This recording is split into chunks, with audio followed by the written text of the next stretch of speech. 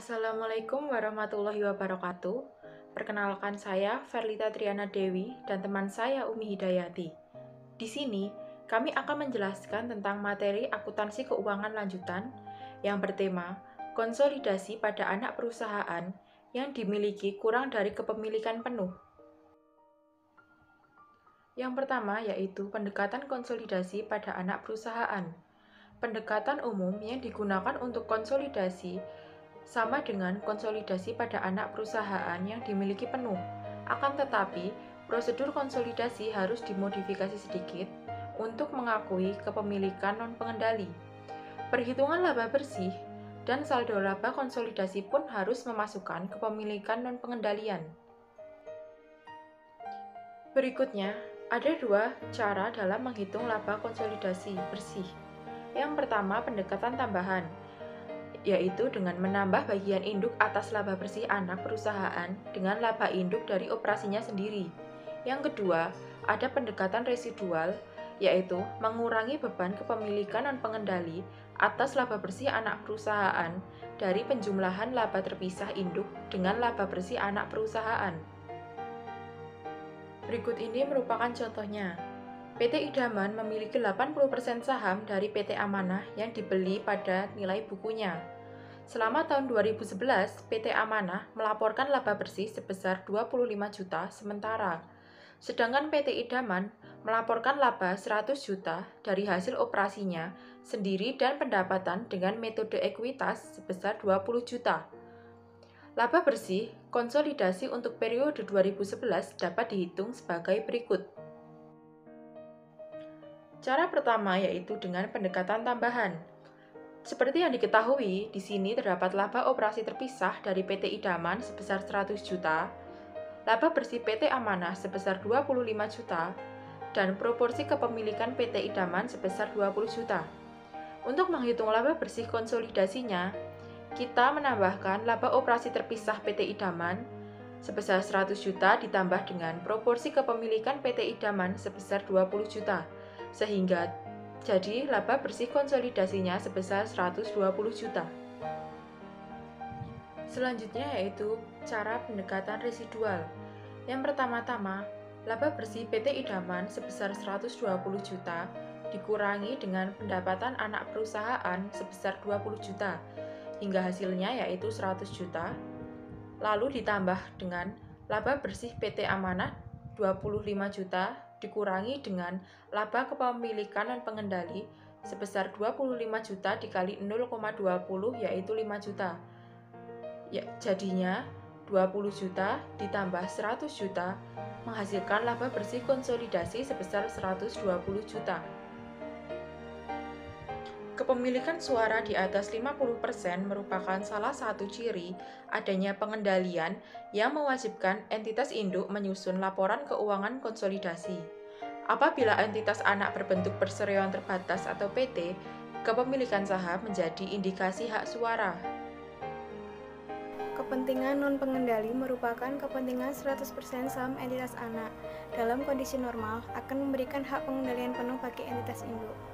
Meskipun kepemilikan entitas induk atas saham biasa entitas anak kurang dari 100%, entitas induk tetap memiliki hak pengendalian atas entitas anak jika terdapat pemilik lain di dalam entitas anak yang harus diberikan haknya.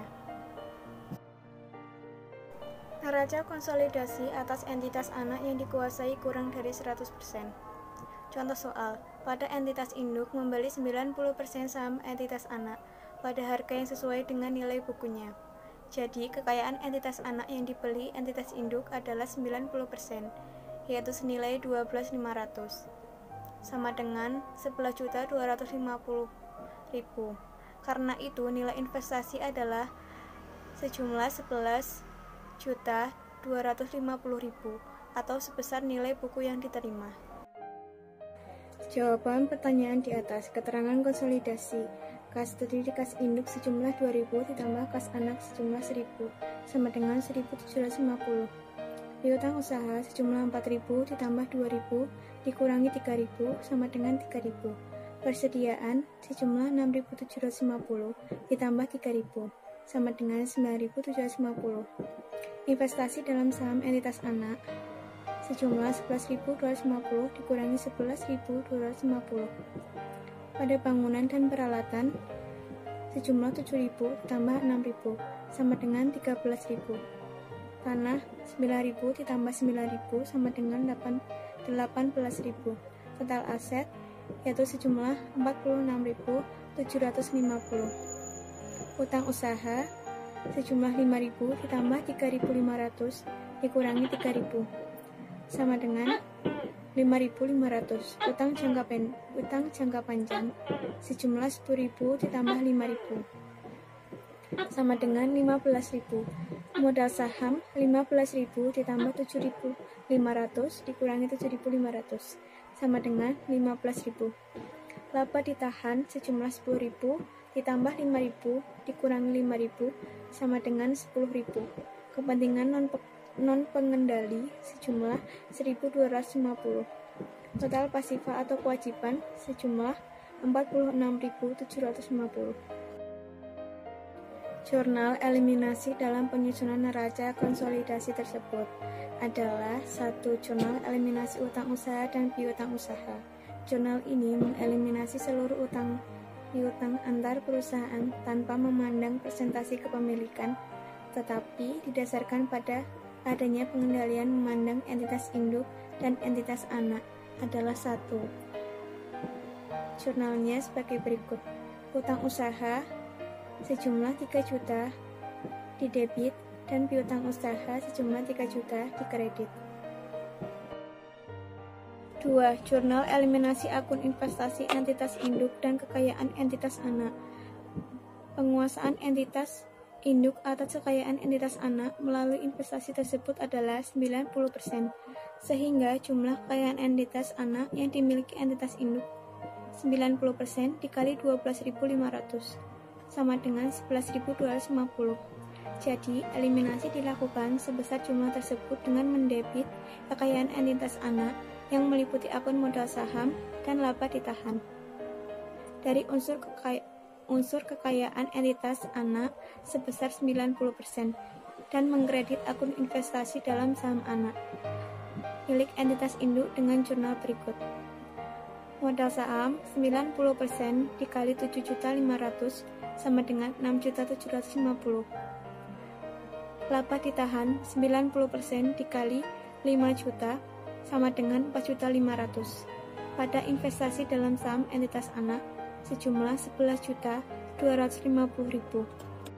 Jurnal tersebut mengeliminasi 90% kekayaan entitas anak atas investasi entitas induk karena entitas anak hanya dikuasai sebesar 90%, sehingga hanya ada 10% pemegang saham non-pengendali dalam PTB.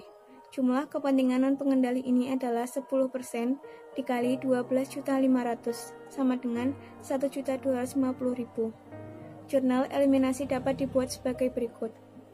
Modal saham sejumlah 7.500.000, laba ditahan sejumlah 5 juta, pada investasi dalam saham entitas anak sejumlah 11.250.000 dan kepentingan non-pengendali sejumlah 1.250.000. Sekian presentasi dari kelompok kami. Apabila ada salah kata, kami mohon maaf. Wassalamualaikum warahmatullahi wabarakatuh. Selamat Hari Lebaran.